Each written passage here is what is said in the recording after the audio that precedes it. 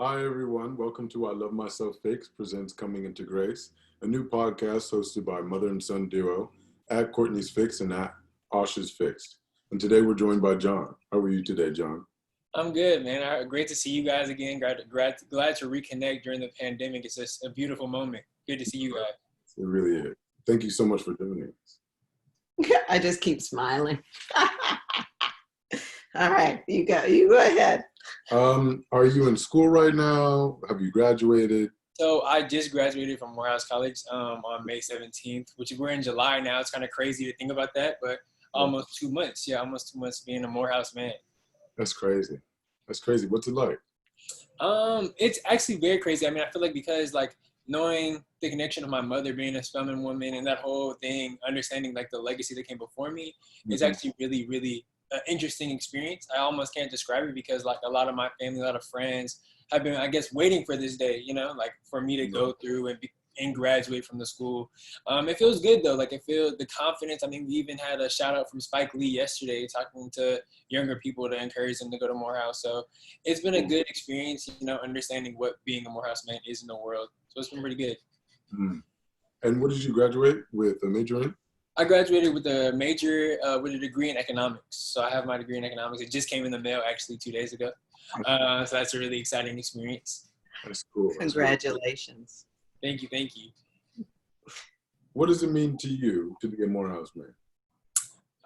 To me, what that whole 2 words means, the Morehouse man, is first of all, it symbolizes you becoming a man within the school. I came to college, I just turned 18 in 2016, not knowing much. I'm from Texas, so I went to Atlanta 12 hours away trying to really grow up. So that there's that physical thing about it. But then I feel like even deeper into that, it shows you the lessons that you learn in the 4 years, and then you're to use those lessons in the real world. And also with the foundation of the school being let there be light, ex facto ex luz, like allowing you to be the light to go into the world. And I feel like now, especially with everything that's going on, not just the pandemic of COVID-19, but even with police brutality and its resurgence coming back and forth.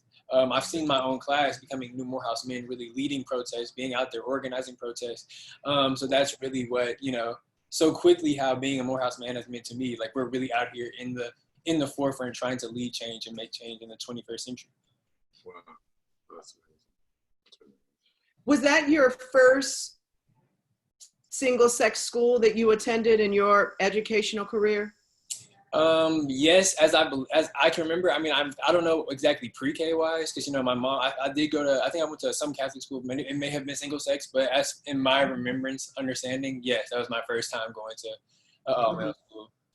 And how was that for you? I mean, but how was that for me? Just as a share, and I'm only saying this out because. So John's mother was my freshman year roommate at Spelman. So I love her and I love you. So getting that out there. Spelman, I just got to get it. So with that said, for me, that was the first time I had been to an all-girls school. And it was a very different experience. I mean, it was phenomenal, but it was interesting, the dynamics, the level of intimacy. There were so many wonderful things that became an opportunity in that environment, even though I went kicking and screaming. So I'm just curious, how was that for you? So you're answering the question about it being the first time. I mean, even you granted my mom was your roommate, understanding that to the audience. My mom first told me about Morehouse when I was in 3rd grade. And, in 3rd grade, I'm going to a school with both girls and boys. I'm not really focused on just boys. So it was like, no, I don't want to go to a school kicking and screaming. I don't want to go to a school with just guys. Right. But when I got there, upon seeing it, I think it was really opening your eyes to realize there's other people that look like you. Because I feel like that's the thing that Morehouse is really about, the education of Black men. If it had gone to a school where it was white guys, pardon my French, I would have felt different. But the fact that there's guys that look like me, came from the different backgrounds, but we all had shared the same ideals. And I feel like that's that intimacy you touched on. Because I could connect to a lot of different people that look like me, that have the same intelligence level as me, that you wouldn't have seen. My high school is predominantly white. So you realize you're one of the only Black guys, Black girls in those higher level classes trying to understand, trying to be the smart Black person, but there are other smart Black people, and that's what Morehouse did for me. It was like seeing, oh yeah, like I can see my different classmates, like my roommates I've had at school, realizing that we're all the same, and you're not the only Black person fighting this fight in the world. Wow. For me, one of the things that was really neat in a very different way, coming from Oakland, California, where, you know, at one time we were touted or known as the city with the highest amount of minorities. Yeah. In the United States. So for me, you know, I grew up with a lot of different people, and then it's still having a very large population of Black people there. But one of the things that happened for me going to Spelman was realizing how much diversity was there. Like for me, it was neat having conversations that are, of course, you know, there was a common ground, but then as well, hearing all these stories that were so different, right. And then there was still a level of cohesion. So for me, that part was really neat. I don't even know why I share that. I do that every time somebody gets something out of me that I don't normally say. And I completely agree with that. I think, like, and that's one of the other things, but like, I didn't touch on it that heavy. It's just that, yeah, you can see people from different walks of life, but under the same lens of being Black in America. It's just a different walks and paths. And I feel like that's where a lot of my friends come from. You know, they're from different places. Like I have a lot of friends from St. Louis, Missouri that I would have never thought I would have met in life being from Dallas, Texas. But yeah, like I definitely agree with your point. Wow.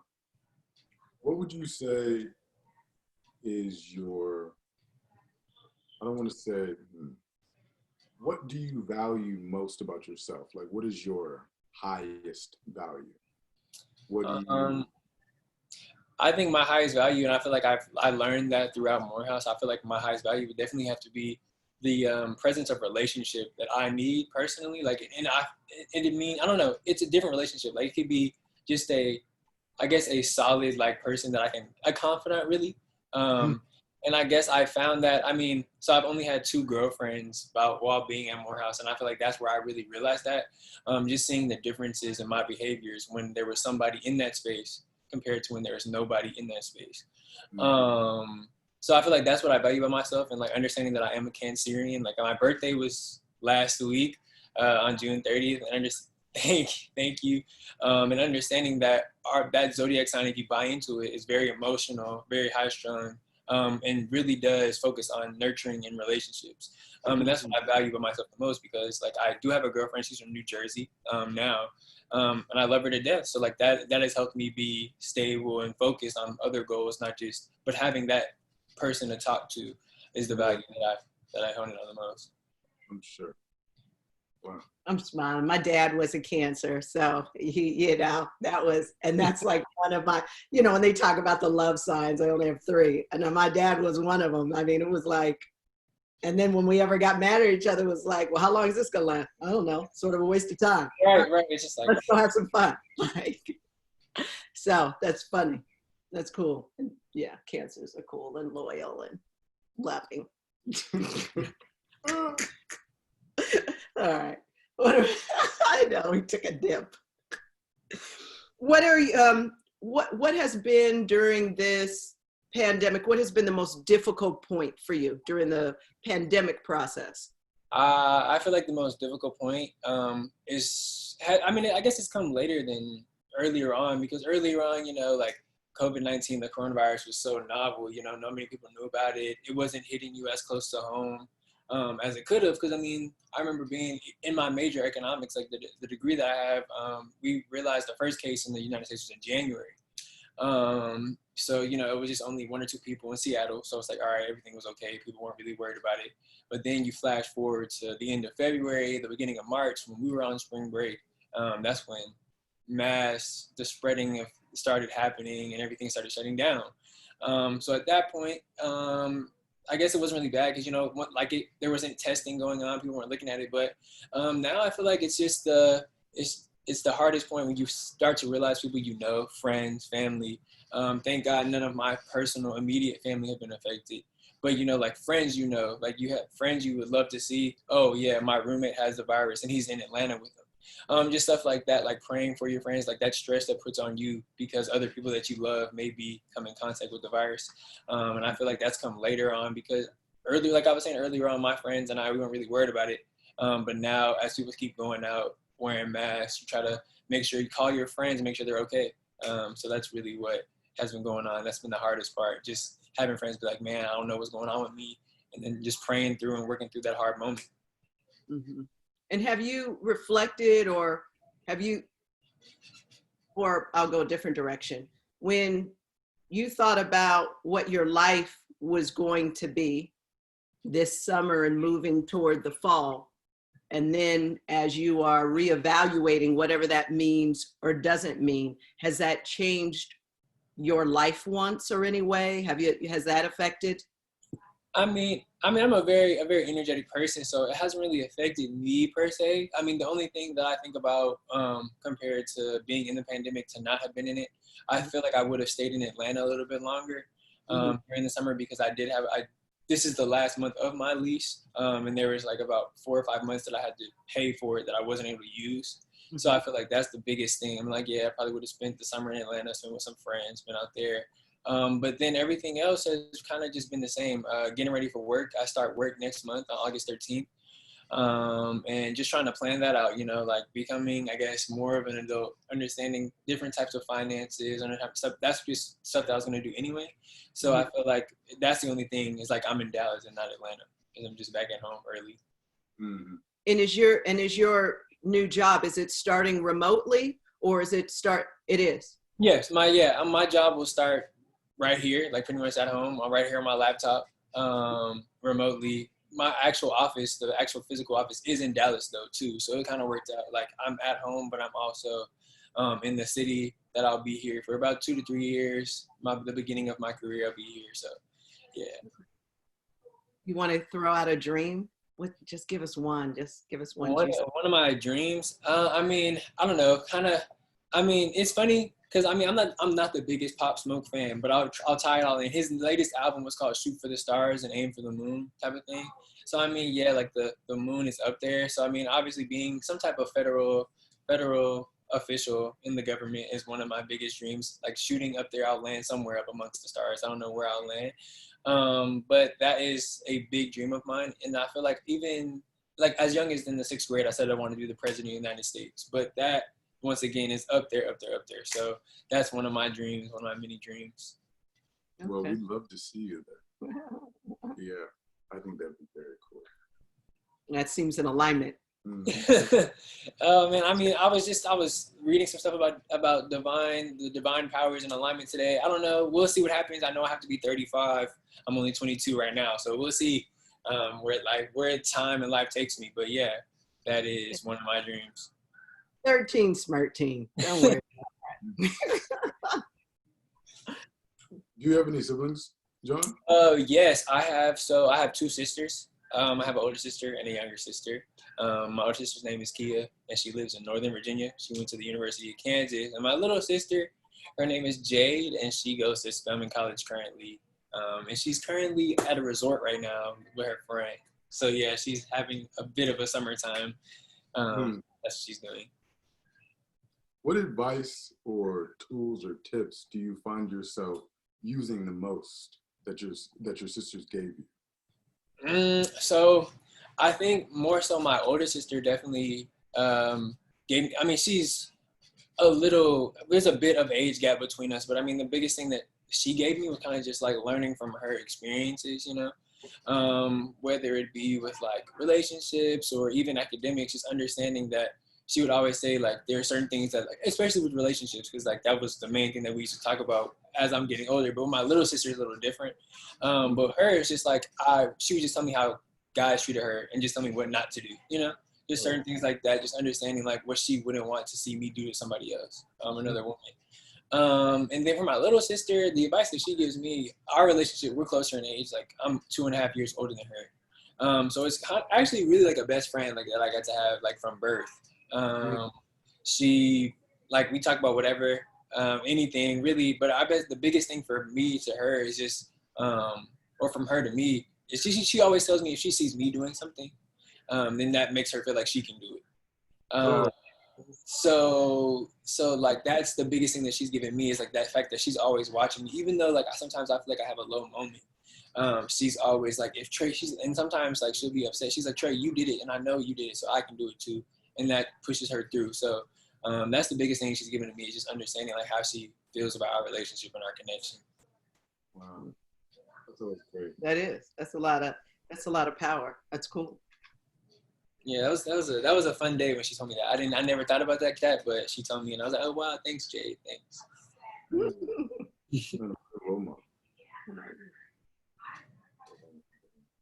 Oh, okay. He's with it back. If you, and then, oh, I'm sorry. And then in terms of, I'm going to call it societal change today. In our push for societal change, what do you think has been the most remarkable thing that you've seen during this time period? Man, there's been a lot of crazy stuff that's happened. That's just been some great change. I mean, you have you have Confederate statues being knocked down from people that aren't Black. All this kind of like just stuff like that that you never. I mean, even at my 22 years of age, like thinking about my mother, my father, people that have more experience and wisdom than I do. That's stuff that you never would have thought would ever happen. But the craziest thing for me is the Supreme Court talking about changing the Electoral College. In fact, that it has to play along with the popular vote. Because thinking about that is just like, if that happened 4 years ago, Hillary Clinton would be the president of the United States, being the first woman to be president, just all the different things that would have happened if that was set in place, if that discussion was happening. Because, I mean, I don't know what it would have looked like. I mean, obviously nobody knows except nobody knows because Hillary's not the president. Right. But just understanding that that conversation is happening is the craziest thing for me, because I truly feel like, even looking at it, we can always talk about numbers in politics because like that's second nature to me. But understanding that Hillary won the popular vote, most people in the country wanted her to represent them as their leader. But because of the states that she won, she didn't get the right electoral college votes, which resulted in Donald Trump being the president. And I just feel like we'd be in such a different space. Because the first 2 years of the administration that I've seen in place right now were really to repeal the Obama administration in kind of like a reactionary way. Kind of like, I didn't like that, you were doing too much, so it got torn down. And you can even see that in 2018 with the firing of the whole pandemic staff, which fast forward to 2020 has us in a whole predicament that we're in right now because nobody was on the forefront and nobody wanted to research different diseases. And then even now, I'm really ready for him to get out of office because the nation has now pulled out, formally from the World Health Organization. And that is a lot in itself, because the World Health Organization is an organization that I love, really, the WHO, because their whole purpose is to help with health problems and public health issues that are to help the human race survive, which is kind of really wild to me that he would do that. But that's just the stuff that I'm happy about seeing. The repealing of all these old structural changes and these systemic changes that have put people at odds for so long. I think it's just been incredibly phenomenal. I mean, there were things that we tried to do, I would say even 30 years ago, and it always felt, at times as a point of begging, and that's not a point of power. And so what is really beautiful to witness right now is it's a demand, and that there is a receiving of the demand, which means that there is more of a unilateral perspective or an opportunity to have a conversation versus that's a very different power structure. So that part to me is amazing to see. And in this same respect, just with that concept of just because it was started, it doesn't mean they still need to be honored. No, yeah. And that, that's an amazing, how does a country define its history and then thus, thrive from it? And I mean, I don't, and that's the biggest thing, because I mean, I even seen like some of the stuff Donald Trump has said recently on his campaign trail and all that kind of stuff. Um, there's just a lot about the history of the country that you can't thrive from and continue to build upon. You know, even the history of the police force and where we are today with it, just stuff like that. There's so many horrible roots to things that should have been plucked a long time ago, but now we let them develop and grow, which is the problem. So I mean that's just something. And like you said, I feel like you said like it's been phenomenal. It has been to me too. I mean, I feel like there's still more to do. We can't stop doing it, but it's good to be at a point where we're not the only ones talking about the situation. The people that look like us aren't the only people that are fighting and bleeding and like crying for these things to change. Mm. And I really feel like, one day I feel like after this pandemic, I feel like it will be a new nation. Like hopefully after the pandemic, we'll have a new president too. But I feel like there is a sense in the air. There's a movement in the air for change that hasn't been here in a long time. I love the work of the civil rights movement, but I feel like we're seeing quicker turnarounds than we were back then. Kind of like it's not being pushed into a closet in the back. It's kind of like, yeah, we're keep pressing the issue. We're still outside marching. We're still doing all this kind of stuff. And it's not going to go away until things change. So I feel like that's kind of where we are now. I don't know what the country will look like after it's over or when we get to a place where we feel justified. But I feel like it's going to be a new way of life that won't go back to the way it was. Well, what would you want the country to look like if you could mold it? If it was a piece of clay and you could mold it with your hands. So if I could mold the country, I mean, honestly, I would love, equality over anything. I mean, there's just, granted, I understand from economic standpoint, like there's a capitalist framework where the rich get richer and then everybody else under them just is kind of fighting for the leftovers. And that in itself is what keeps the gap, like from the tip of the top 1% to the people that are just trying to have that American dream. Like that essentially keeps the American dream. I'm not saying by any means I'm a socialist, but there's just some type of framework that needs to be thought out that is better than that. That can be better than putting college students in X, Y, Z amount of debt to get an education when other countries don't charge for that and don't put you in debt for education. So just on that standpoint alone, I feel like that can be changed and figure out a better way. And then also looking at healthcare, I feel like there's a great opportunity to put more money in healthcare when we realize that our police force is so overfunded. You're overfunding them, giving them the opportunity to do horrible things to people that they just don't, that they feel necessary to do it to. But take that and put it toward healthcare. We never know where we could be with the pandemic that we have going on right now. But if I could mold it, I just feel like I would love to see the diversity everywhere and not have pockets. Like I was looking at one stat that said 85% of teachers are white. Like all these like things where the percentages are over 50% one color. That's what I would like to change. Understanding that it's powerful to see people that look like you doing something that you want to do or aspire to do. And I just feel like that needs to be across the board. Like even being a sports fan, NFL owners are all white. And that still reinforces that notion of slavery because, you're putting your physical body in harm's way as a black man for a white man's benefit. So there's just all that kind of stuff that I feel like, but the main principle is really just changing those huge percentiles and making it more colorful, for lack of better words. Like don't have it just be one stationary color in power. It just needs to be more plentiful for everybody. Mm-hmm. Absolutely. Do you have any questions for us? So what have you guys been doing during this pandemic, during the quarantine phase? And then, obviously some states are opening back up. What have you guys been coping and having that family time? That's something that we've all been doing, but I just want to know how other people are dealing with it. In my opinion, in the beginning, it was difficult coming to terms with, in the beginning, you're like, you partially don't want to believe that it's real. You're like, I can go outside, I can do whatever I want. And then you realize that you're putting those that you love in danger. So then you start to like correct that. But then you're inside with the people that you love 24/7. Like you wake up, you see them. Right. You can't escape. You cannot escape. And so after a certain amount of time, you have to really learn to live with them. Really learn to live with them. And I've gotten to know my mother and sister like worlds better to the point where when I hear my name yelled throughout the house, I already know. Right. I know what they're yelling about, and then I just go do it, and then I don't have to hear them yelling.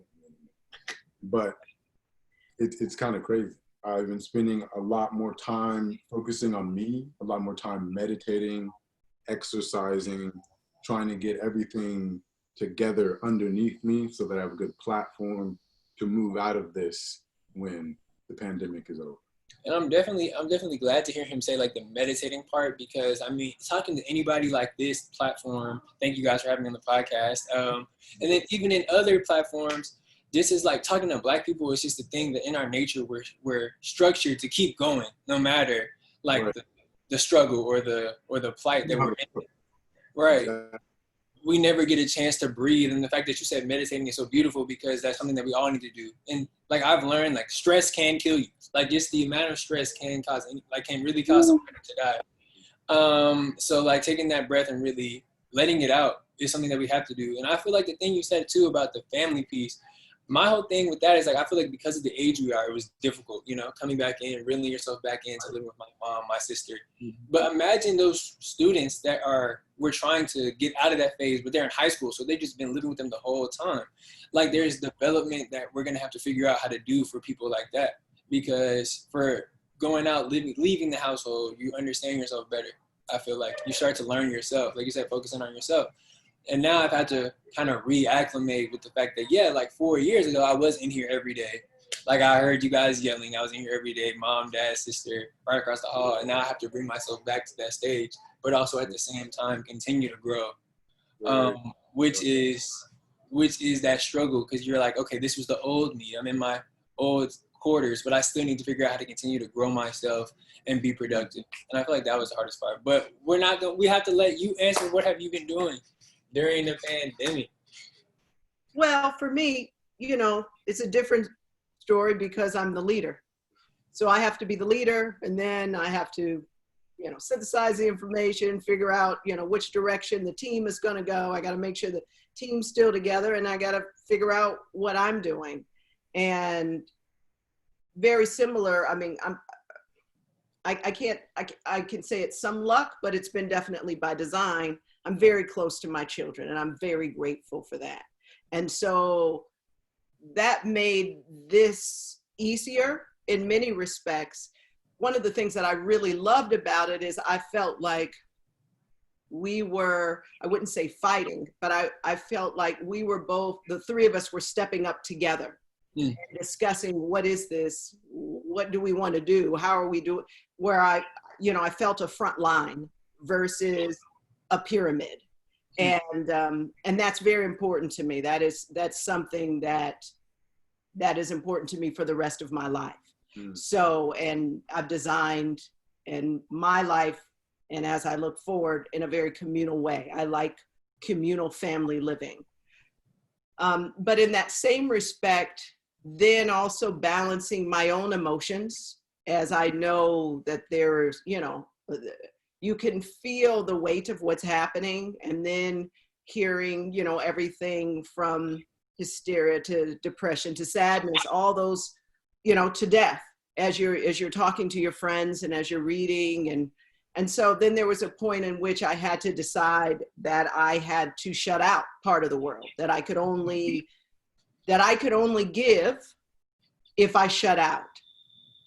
And trying to find that balance. And I can't say that I found it every day, So some days I just shut out. And then the other days I just took way too much in. But for me to share what I believe that God has asked me to share, I have to be able to find a way to let it in, and then temper how I'm going to stand back up, right, and be on purpose. I sat there and I looked at, as we were going through this, what is it that I felt that I could spearhead that at least was moving the needle ahead, especially in the social change environment, without me going out every day and being out there, because I didn't see, outside of showing up here and there, what value, was I really adding. But so then I had to think through, as we move through this, what impact can I offer? What will I be offering that will be around past this journey? And so for me, this podcast is that for me. It is a way to not only connect, but it is a way to share and to demonstrate and to teach and to revitalize and to inspire. And so for me, that part has been very rewarding on days when it has been exceptionally hard. But opening the screen and seeing you and, and seeing people show up, it gives you a stone, even if you can't see the path. And that's what makes this time, of course, so fantastically unremarkable and remarkable at the same time. Nobody knows what's coming. Right. No one knows. There's nothing, outside of who might be puppeting. No one knows. Right. So I don't know if I answered the question, but nonetheless, I shared. So that was a great response. On the response. I think one of the best things that you said, the best things that you could have talked about, is the fact that you being a leader, or whatever, anybody listening to it, whatever leader you may be in the situation, you realize that your job was to take in and then how to dish out. And I feel like the dishing out is the crucial point, because as being a son, understanding that mothers can stress your son out. You can stress your son out. And we understand that it is from the protection of your heart to be concerned for us, But at the same time, everything going on in the world, being the age, wanting to understand for our own selves, we're trying to talk about it. So I feel like the best thing in that instance to being a leader, like even with my own mother, we talk like this too, in that communal society that we all want, is to have a discussion and not feel like we're underneath in that point, because we are trying to figure out the world too.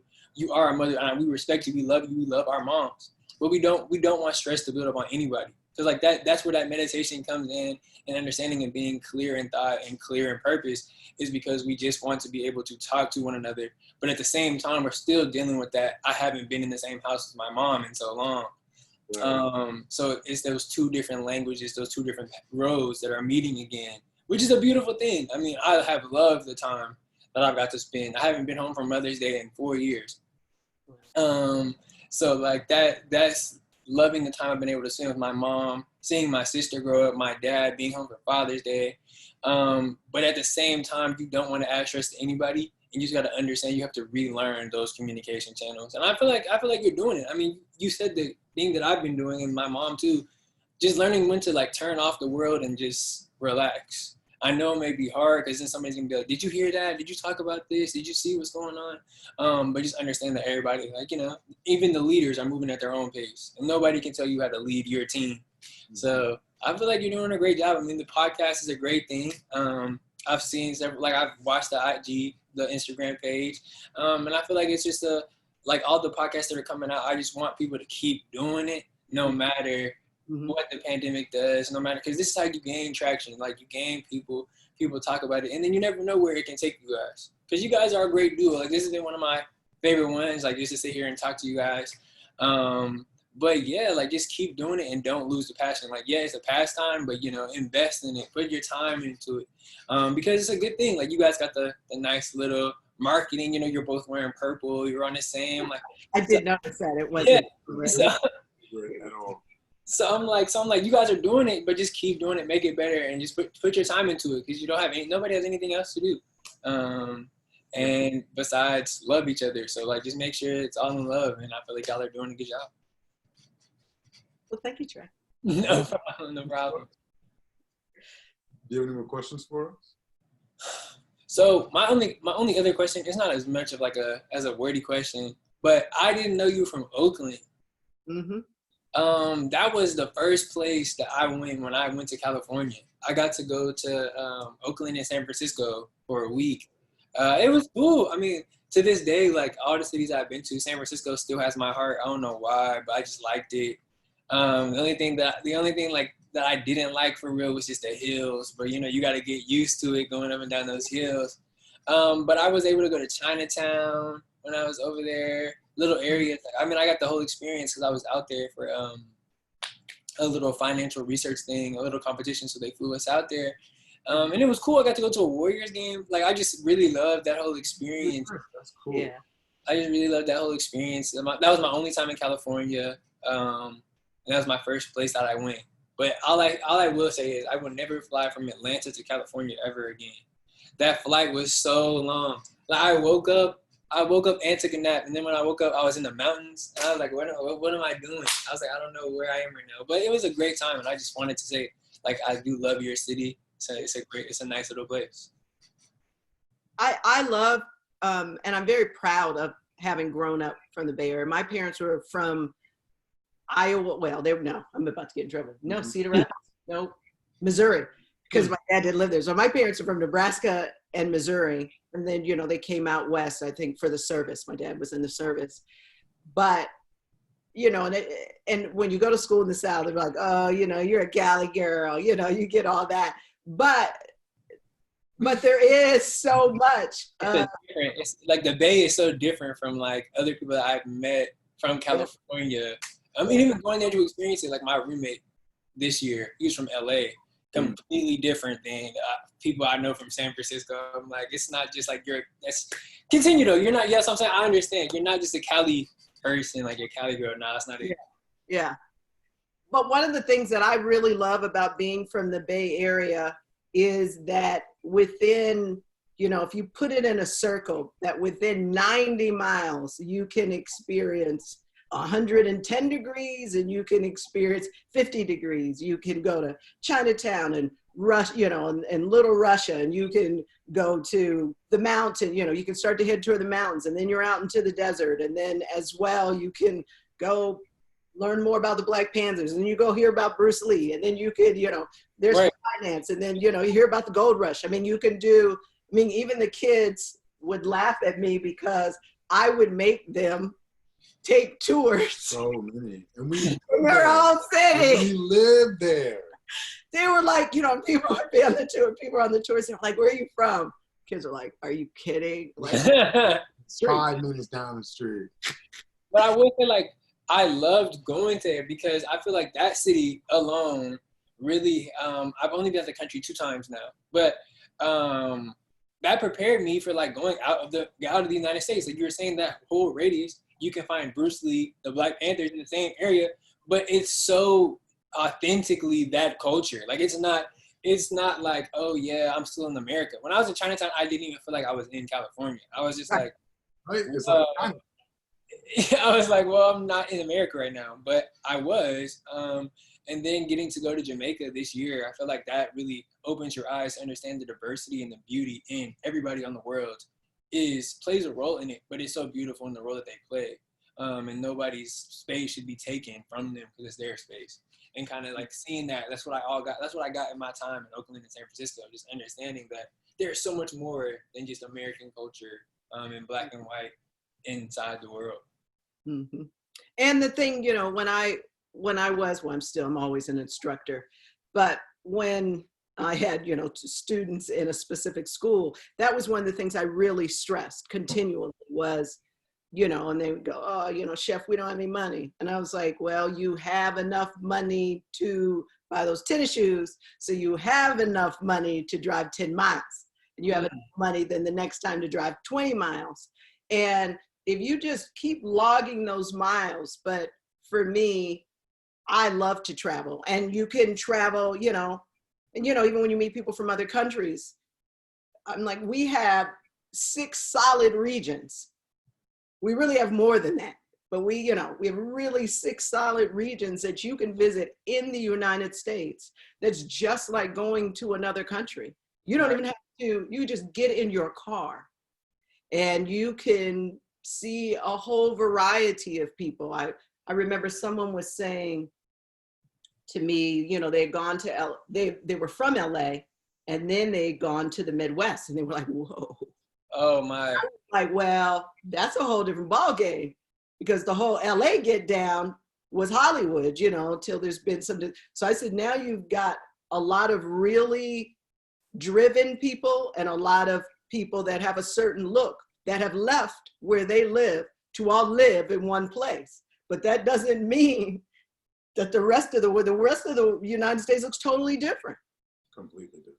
And, and those are the things that, we don't think about that influence a city, that influence a look, that influence, those generations. And it's, it's all those things. But I love it. I love meeting new people. And I mean, I'm the one that, walks down the alleyway. I'm the one that, Okay, yeah, I'm not walking down the alleyway, just if I don't know where I am. But the other thing, like I feel like you're saying, and the other thing in culture, I mean, it's all food too, even in the regions that we have, like that's how I kind of think about it. When I went to California, it was really like light food, like it was kind of like light on my body, it wasn't like heavy, when I ate, like I didn't feel like I need to go to sleep type of thing. But, I'm from Texas, so I was looking for like I'm trying to eat and go to sleep afterwards. I couldn't find it, but at the same time, I still liked it because, I feel like in generation, being Gen Z, we don't really, for me at least, we were supposed to have several different jobs, supposed to travel a lot for our generation progression. So understanding that, I was like, okay, that's cool. But then you go to the Midwest, like you were saying, oh my gosh, like, I'm thinking about when I went to Chicago for the first time, it was too cold for me. Like, I was just like, it's too cold. So that's the one thing I want to ask about California, right? So you said you got 105 and 50 degrees in the same area.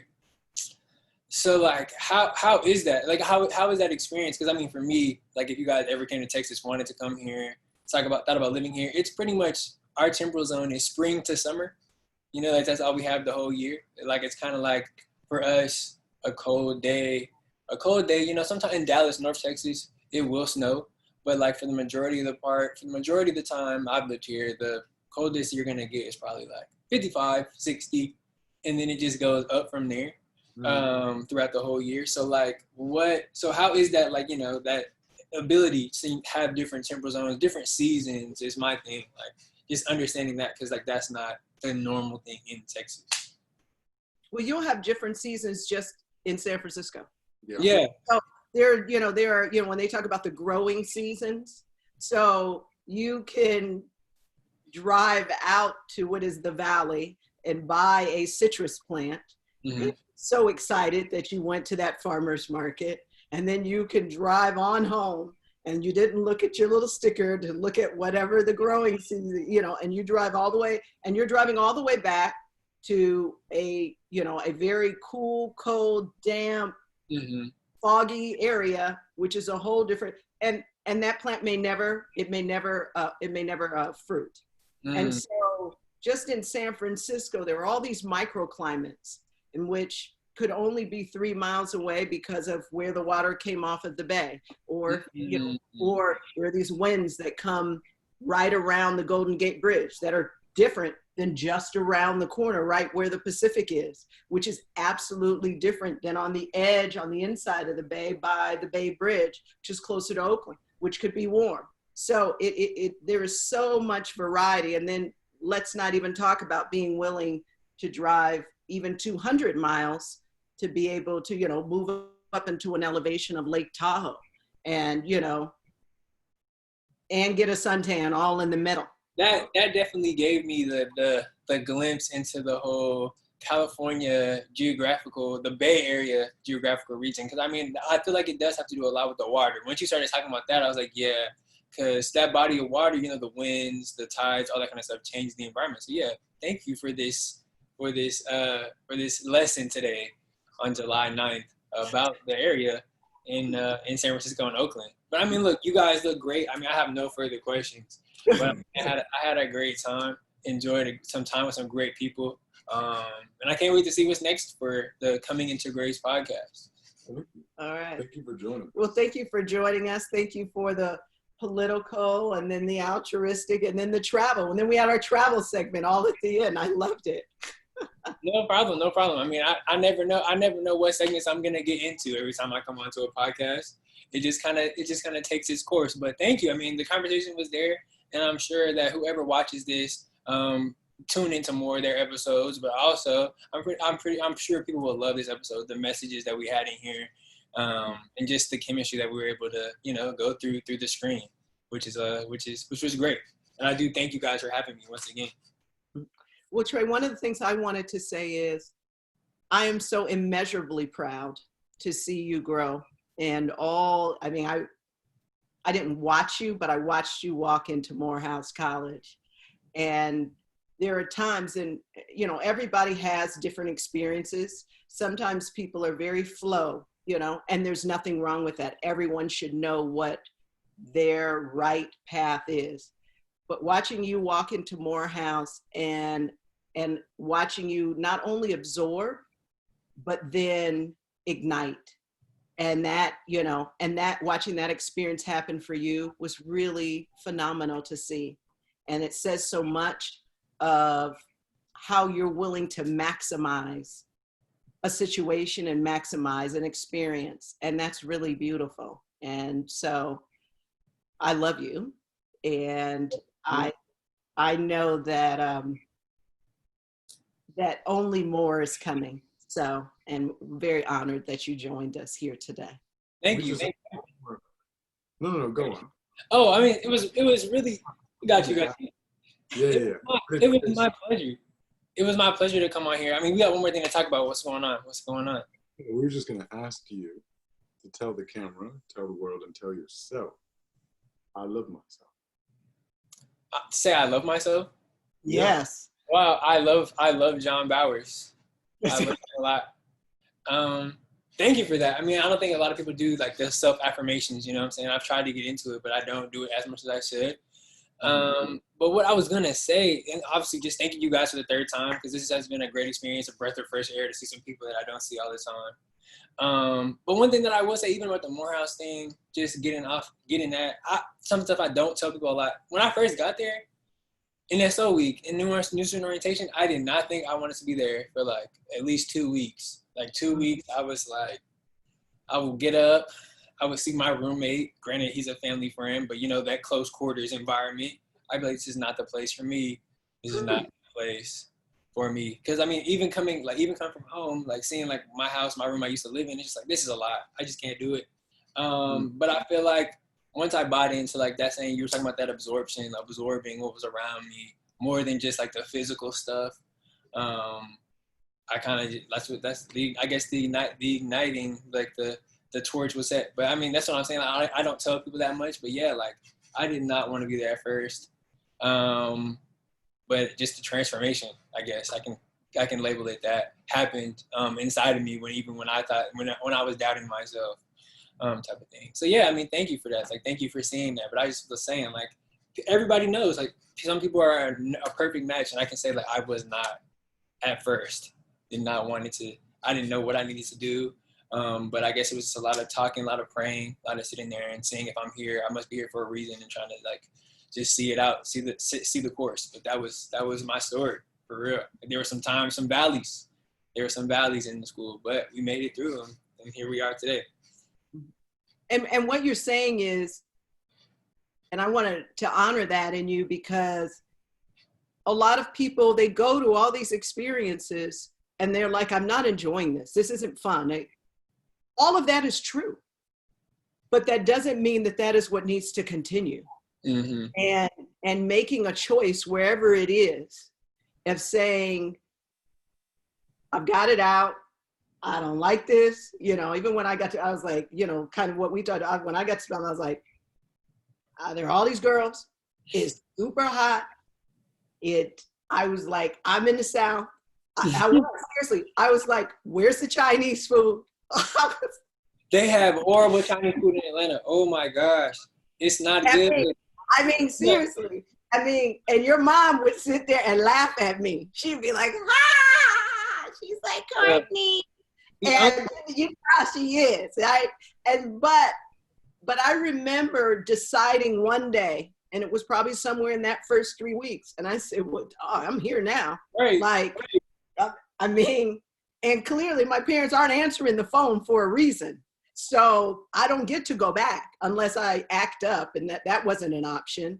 Right. And so then it's like, you might as well get the most out of this. And, I've done that in many environments in my life, but it really does it shapes how you embrace what's coming towards you. And I wanted to honor that in you. So. That's a lot. That means a lot coming from people that, like, you know, it's like, so I'm saying, like, think about even my sister, like, you don't know what people see in you, because I can only see what I see in myself. Yeah. But yeah, like, that means a lot. Like, just coming from you, like, there's nobody told you to say this. But like, I just really do appreciate it. Like, I really do appreciate it. Bringing a little tear to my eyes. My eyes have been a little watery lately, but thank you. Like, I really do appreciate it. And I will say, like, that's just like, wherever you are, I guess the message for everybody, like, just wrapping that up, wherever you are, whatever, your life is only as good as the choices you make, and it can change in the choice too. Like, it's a 50% chance it can go one way or the other, and all it takes is one choice, one change of the mindset. So I mean, that's really what it was. And thank you guys. All right. What about you, Ash? You gonna tell the camera? I love myself. All right, there we go. I love myself. Thank you so much for watching. Please check out our entire page and watch all the next ones that are coming. And again, so grateful to do this. I even got lost. So coming into grace. Yes, guys, please check knowing out who you are and loving yourself for it. Thank you. We love you. Love you guys. All right.